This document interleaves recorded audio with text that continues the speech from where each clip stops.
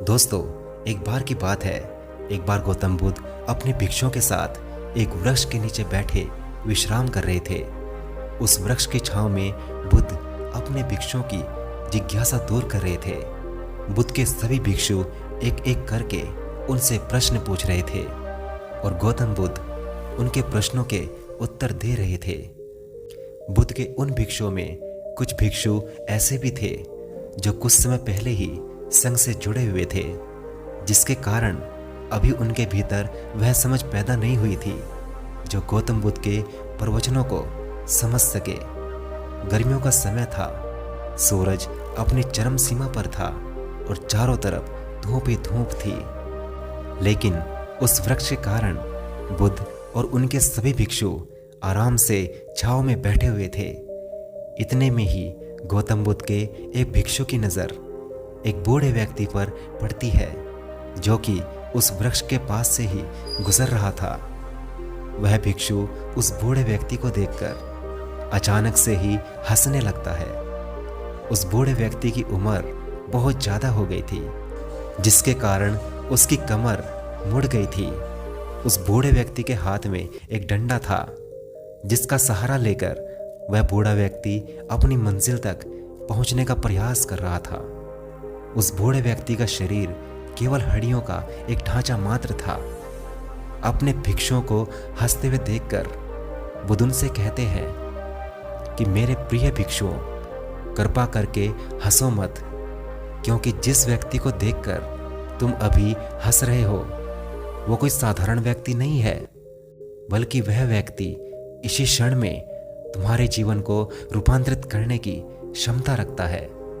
जो आज तक मैं तुम्हें नहीं सिखा पाया, वह यह बूढ़ा व्यक्ति तुम्हें सिखा रहा है। इसके द्वारा दी गई सीख को बेकार ना करो। बुद्ध की ये बातें सुनकर वह भिक्षु बुद्ध से कहता है कि मुझे क्षमा करे बुद्ध, पर मुझे ये समझ नहीं आ रहा कि जो एक बूढ़ा व्यक्ति जो खुद अपने शरीर और अपनी बीमारियों से लाचार है, वो मुझे क्या सिखा सकता है। फिर बुद्ध उस भिक्षु से कहते हैं कि यह बूढ़ा व्यक्ति तुम्हें तुम्हारा भविष्य दिखा रहा है। जिस बुढ़ापे को और लाचारी को देखकर तुम अभी हंस रहे हो, वो बुढ़ापा और लाचारी तुम्हारे जीवन में भी आने वाली है। यह बूढ़ा व्यक्ति तुमसे कह रहा है कि अभी समय है, इस स्वस्थ शरीर का अच्छे कर्म करने के लिए उपयोग करो।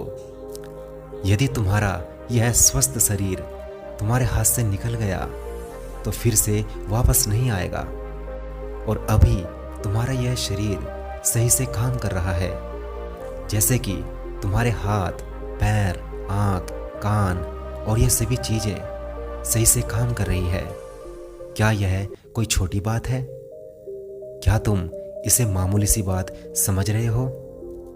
यह घटना कोई साधारण घटना नहीं थी जो कि अभी अभी तुम्हारे साथ घटी, और यह घटना तुम्हारे जीवन को बदलने की क्षमता रखती है।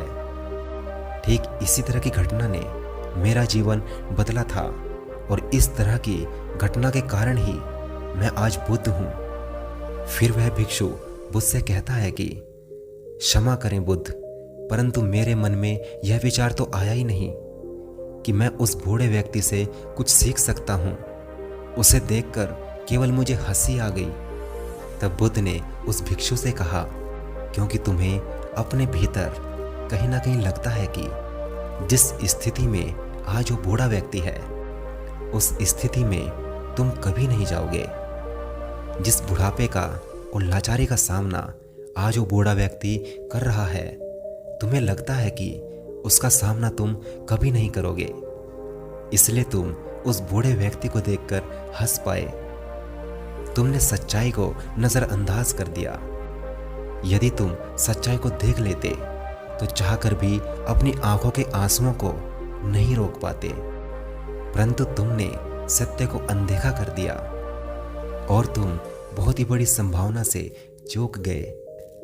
बुद्ध की यह बातें सुनकर वह भिक्षु बुद्ध से क्षमा मांगता है और यह निश्चय करता है कि वह अपने स्वास्थ्य का उपयोग अपने अहंकार को बढ़ाने में नहीं, बल्कि परम सत्य को पाने में करेगा। दोस्तों, जो भी लोग इस कहानी को आज सुन रहे हैं, हो सकता है कि आप बड़ी बड़ी समस्याओं में हो, या हो सकता है कि आप परेशानियों में हो, लेकिन फिर भी एक बात को हमेशा ध्यान में रखना कि जब तक आपका स्वास्थ्य ठीक है, तब तक आप किसी भी बड़ी से बड़ी समस्या से बाहर आ सकते हैं। इसलिए दोस्तों, बुद्ध ने कहा भी है कि हमारा स्वास्थ्य ही हमारा सबसे बड़ा उपहार है, जो कि हमें इस सृष्टि से मिला हुआ है। इसलिए इसका उपयोग सही से करें। आइए दोस्तों, इस कहानी से एक बड़ी सीख लेते हुए हम अपने समय का और अपने स्वस्थ शरीर का सही से उपयोग करें और अपने इस जीवन को सुंदर व सार्थक बनाएं। दोस्तों, यदि इस विषय पर आप भी कुछ कहना चाहते हैं तो अपनी कीमती राय हमें कमेंट बॉक्स में ज़रूर लिखें। कहानी पसंद आई हो तो इसे लाइक करें, अपने सभी दोस्तों के साथ ज़रूर शेयर करें। और यदि आप हमें फर्स्ट टाइम सुन रहे हैं और इसी तरह के और भी वीडियोस हमेशा देखते रहना चाहते हैं तो अपने इस YouTube चैनल को अभी सब्सक्राइब करें। धन्यवाद। आपका दिन शुभ और जीवन मंगलमय हो।